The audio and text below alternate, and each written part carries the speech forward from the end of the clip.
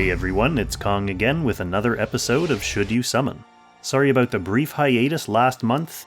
As we know, Zlong messed with the schedule a little bit for the anniversary month, and I tend not to like recording episodes in advance when I don't even know what the banners are going to be. Especially when I put a few hours into making one of these, and then those units don't actually come out. So last month I decided to focus on the new Zerida and the Girl in the Shell, give you all the information about the really important new characters, and then let the other kind of old, recurring, repeating characters kind of speak for themselves.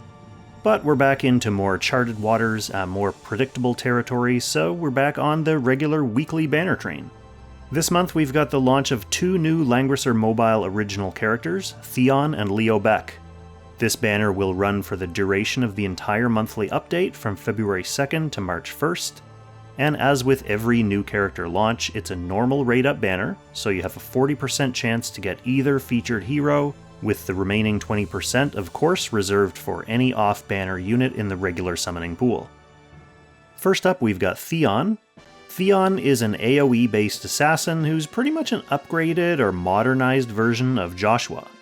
His talent afflicts any enemies he damages with debuffs that reduce their healing and cause them to take fixed damage. His line AoEs also put down a tile at the far end that causes more fixed damage when enemies end their turns near it, or when Theon calls it back.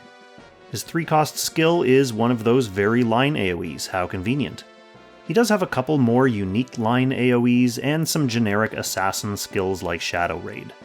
He's a member of Origins of Light, buffed by Dehart, Jugler, and Freya, Strategic Masters, buffed by Altamüller, Lanford, and Grenshiel, and Meteor Strike, buffed by Zerida and Epsilon. For bonds, he unlocks the attack bond for his bannermate, Leo Beck, and for his own bonds, he needs Julian for his defensive bond, and once again Leo Beck for his own attack bond. For content, he didn't make much of a splash in any faction-based content like Ancient Beckoning. Maybe he could be useful in challenge content where you have to rely on fixed damage, like in Timeless Trials or Covenant battles. He's also not generally used in PvP. So on that note, let's hustle along to Leo Beck. Leo Beck is a necromancer, and like most modern mages, he's got extra range built right into his kit, to the tune of +2 unconditional unit range at 6-star. He also deals some fixed damage to weakened enemies when his allies enter combat with them. His 3-cost skill is a hefty AoE that converts a couple of enemy buffs into debuffs. It passively triggers more of his fixed damage when he or a specified ally enters battle. More on that specified ally thing in a second. Anyway, when those enemies die, he builds up stacks of +2% to all stats, up to a maximum of 5. But if he gets 5 stacks, that means 5 enemies have died, so congratulations? He's got some typical mage stuff like Fireball, Dark Reaper, Black Hole, but his featured gimmick is his unique 2-cost skill. He targets an ally and gives them a kind of pseudo self-revive that lasts for 2 turns. Basically, this is a buff that he applies, and it makes it so they can't get killed in one hit. I think it can be dispelled though.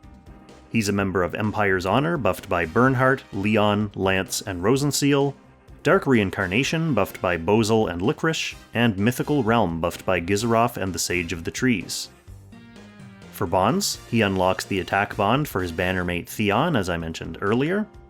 For his own bonds, he needs the Girl in the Shell for his defensive bond, and once again Theon for his own attack bond.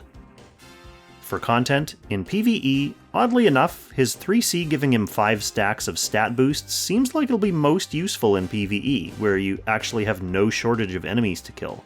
So he could be the kind of character who's useful in more protracted battles. Maybe there's going to be some challenge somewhere along the line that can be cheesed with his revive bestowal mechanic, something like that.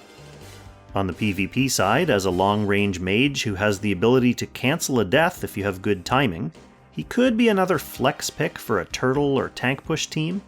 +2 range on Black Hole and Fireball will always have a home. His problem is kind of similar to the other long-range mages with niche kits, namely that there are a lot of them. He's in a crowded field, so to put him in your box you need to be able to justify him over the more powerful or versatile picks, especially with the Awakener coming out a couple months later. So let's go, notes for noobs. Theon is skippable. You're not going to need AoE with fixed damage for anything serious in this day and age. If you're really keen on Leo Beck, then I guess you want this guy for his bonds. That's about it. Leo Beck is also skippable, but not because he's bad like Theon. It's more like there are a lot of better, more essential units coming up that demand your attention and your hard-earned vouchers and crystals, and there's a lot of competition for his slot in your box. He does have some unique niche appeal, and he could be put to good use in the exact right situation, but it's a big investment. Partly because you have to summon Theon too. Finally, just my reminder about upcoming banners, and of course, like the last few months, this is kind of the meatiest section of these videos right now. So here's what's coming for the rest of this month.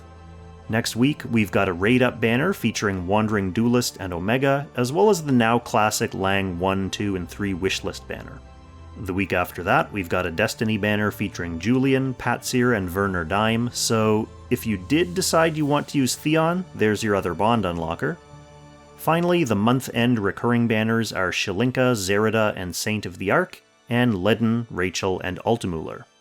As for the upcoming major update headliners, March sees the arrival of the quirky Lugner, and the versatile must-summon AoE machine Polyal.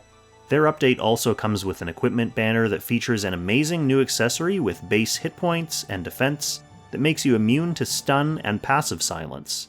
A tank's dream. Wales will definitely be trying to secure a few of those. The April update features another virtual must-summon in the new Strategic Masters faction-buffing bruiser Grenshiel. Then we're starting to get into the more distant future, but fans of crossovers will definitely want to know this far in advance. In May, we should be getting the next Legend of Heroes / Trails series collab with Van, Agnes, and Elaine from Kuro no Kiseki. Whew, so we have a lot of saving and a lot of spending ahead of us, my friends. Anyway, that's going to be it for this episode, so let me know whether you're summoning for these guys or whether you're taking this rare opportunity to rest and stock back up.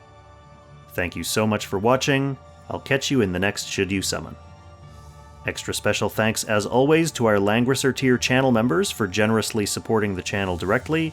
Shout out to Levitt, Derek, Kate Soon, Jared Portela, Jerome Meyer, Harambe, and Shara Ilimirius.